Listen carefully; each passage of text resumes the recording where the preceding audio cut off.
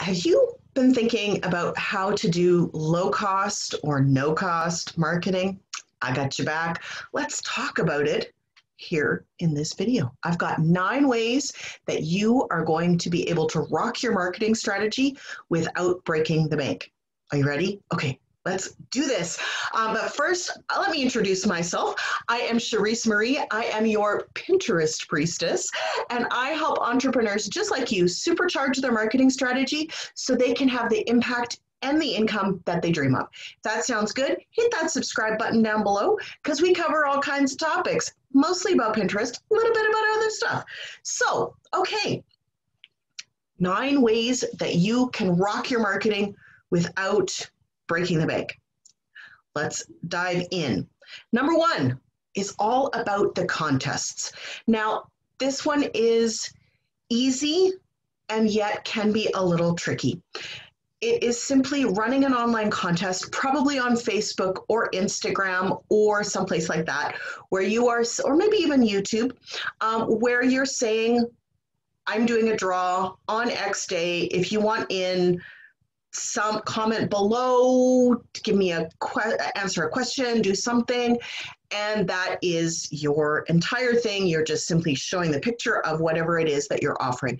Now, what do you need to offer when it is a contest? You can offer things that are tangible goods, like you can offer an iPad or an iPhone or a water bottle or something, right? It's some kind of physical product, preferably one that everybody really, really wants. Or you can offer time with you. You can offer a bundle of products if you offer digital products. You could offer an ebook. You could offer, the sky's the limit really on what you can get creative and offer in your contest. So that is number 1. Usually contests go over really, really well. There is a little bit of prep work that's needed, and then there is some making sure that it gets out there, but it's definitely a way to get buzz about your thing. Number 2 is when you're not in COVID times, or if you're down in the States because they don't seem to be caring about COVID times, community events. Now, you could do online events, which are fantastic. I personally, right now, I'm using a lot of the free challenges that everybody else is using, is offering. All the big marketing gurus are currently running free challenges. So I'm joining all of these free challenges and then putting my thing out there as if I was one of the students, because I kind of am too. I mean, we're always all learning.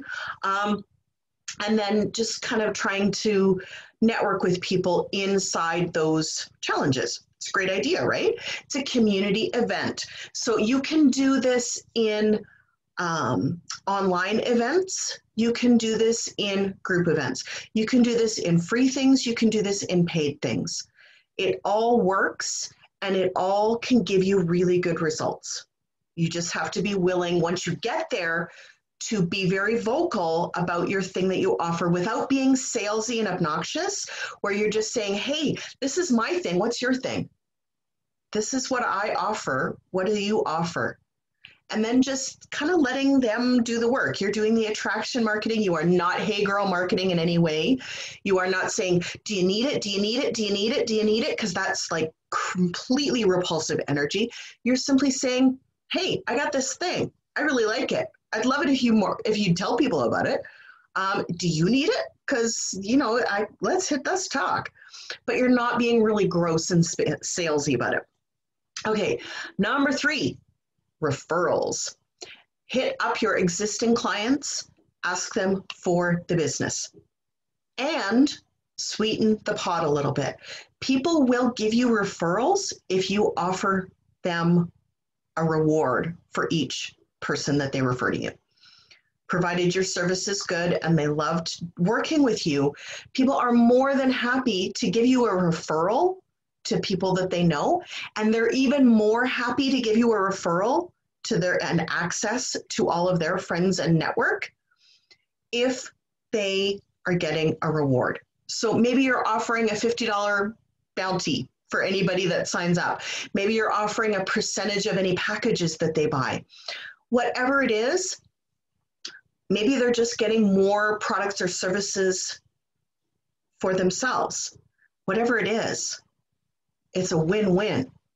Now, one thing that I really like doing is if it's an existing client, I will tell them, if you want to redo the thing or take one of my programs or whatever it is, I will give you a 50% discount if you bring a friend along. Win-win, right? It's a good one. It works. I'm telling you, anything that you can do to get referrals, because most of any coaches or service providers business is based on referrals. I don't care what they tell you about marketing, all of that stuff. It is generally because they know someone who has already worked with you. That's why those first 10 clients are the hardest. Because once you've gotten those 10 clients and you've served them to the best of your ability and you've knocked their socks off, then they're wanting to refer you. And then that builds and builds and builds and builds. It's the power, the exponential power of the referral is dynamite for your business. And that is what we need to do. Okay. Number four. Oh my gosh. Number 4 is all about the freebie. Offer something of intense value to your audience for free. Did I mention I'm in a whole bunch of free challenges right now? That's because the free challenge is a fantastic way for them to get to know you and fall in love with you. But maybe you don't want to do a challenge. Maybe you would rather do an ebook or a PDF or a checklist or a guide or something, some kind of something that is behind a paywall where they get specific access to it when they are when they sign up for your list, when they give you their email address. Now, it does need to be of supreme value. It should be a little more than what your competition is giving. Here's something that one of my mentors really, really stresses, and I agree 110%. Give them almost everything that you've got except for your magic. Share all of your best stuff. Share your tips. Don't really hold any of the how back. Just hold back the magic that is working with you and the value that they would, and explain to them the value that they would get from working with you. That is huge.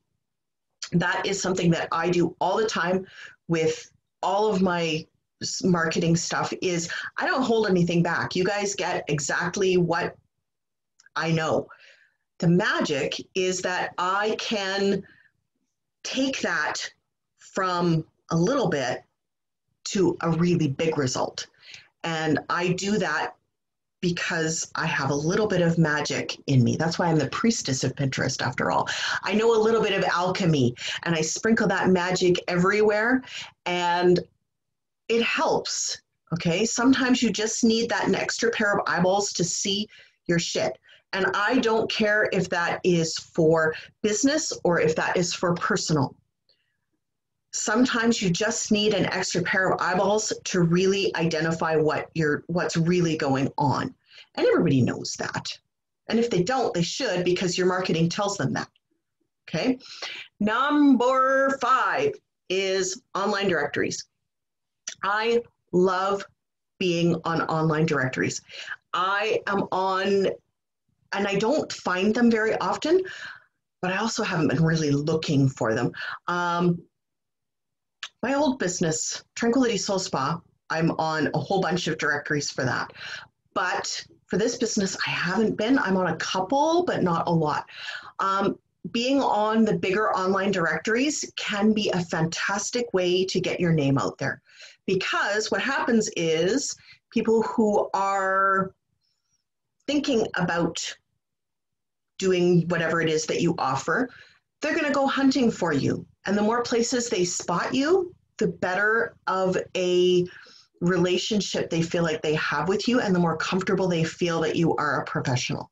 So get yourself onto some online directories, go type in online directories for your business model or for your niche and have fun with it, okay? Just subscribe to them all. Next one is networking. I love networking. Go on to Facebook and friend everybody that you can friend. And the funny thing is, the more you do that, the more Facebook suggests people who are more likely to be, to say yes, who are more likely to be the ones that reach out to you, who are more likely to be your ideal clients. It's fantastic. It's creepy almost how much they know about you. Facebook is probably the social media platform that it's easiest to do that networking on, and I'm not talking about, you hit them up right away as soon as you've friended them and they've said yes.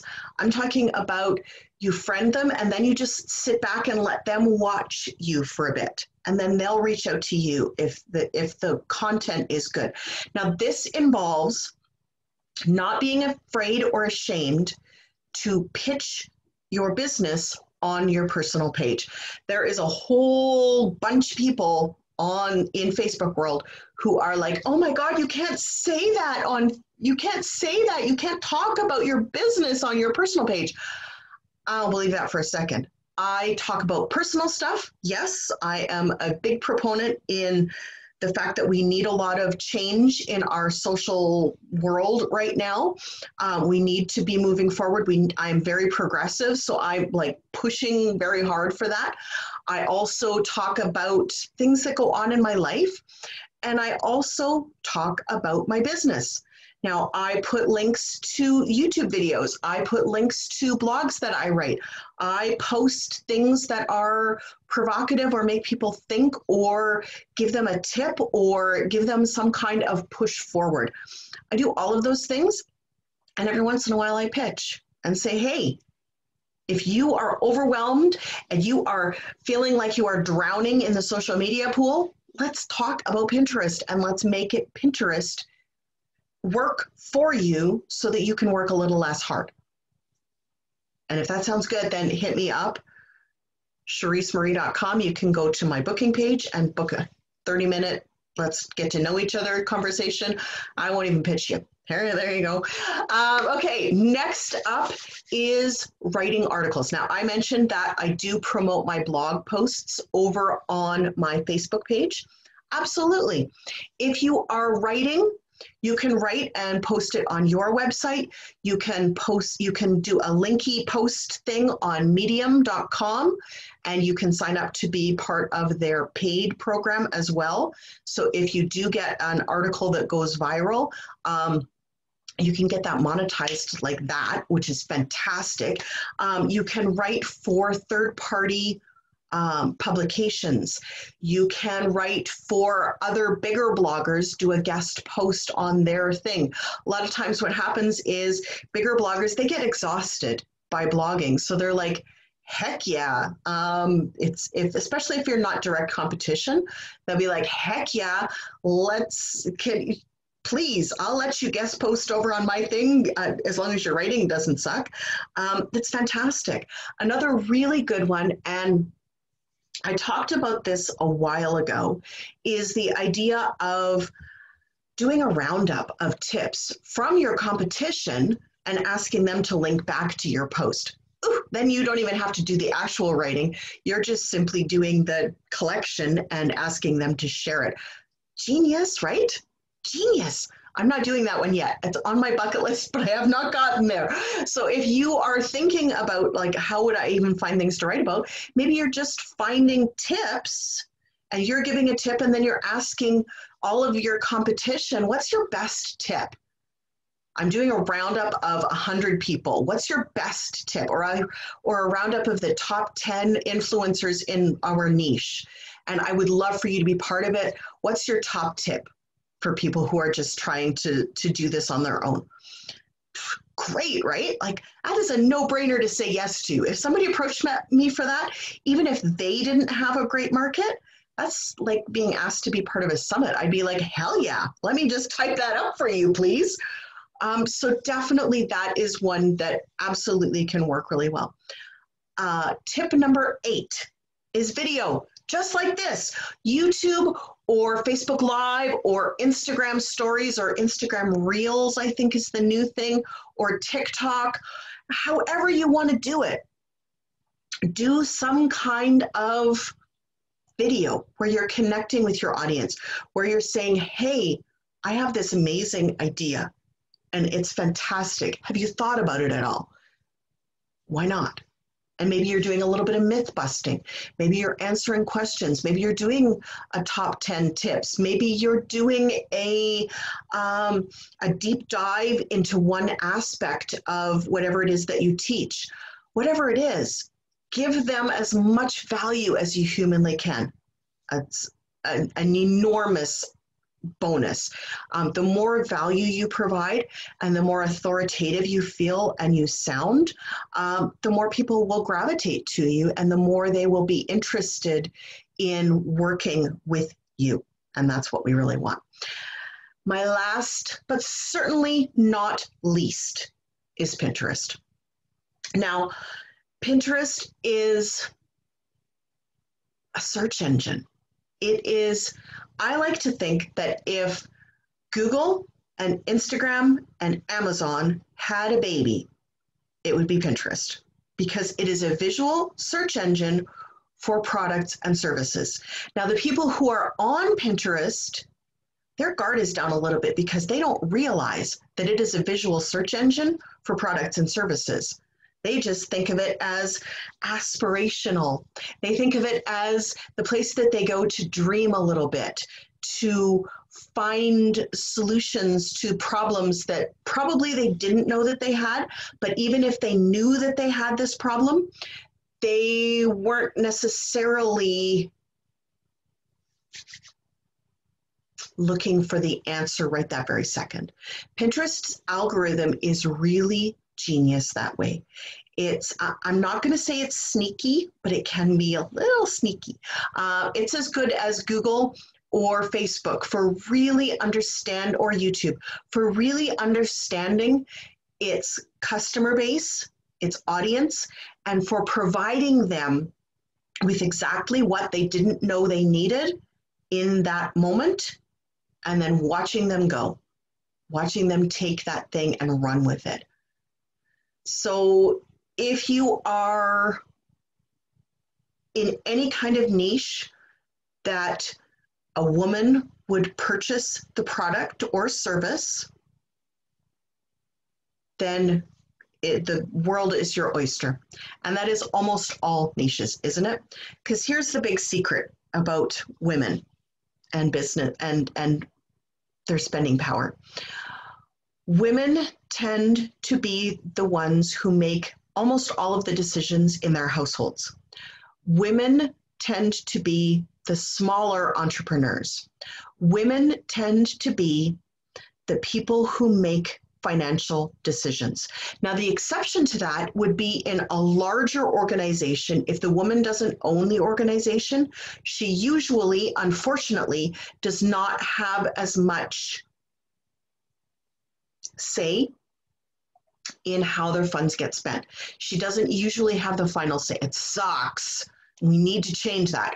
But as of right now, if you are pitching to small to medium-sized organizations and not solopreneurs and small entrepreneurs, if they have more than about 20 employees, chances are it's not a woman who owns it, and they are probably not going to be, the people who make the spending decisions for that are probably not going to be on Pinterest.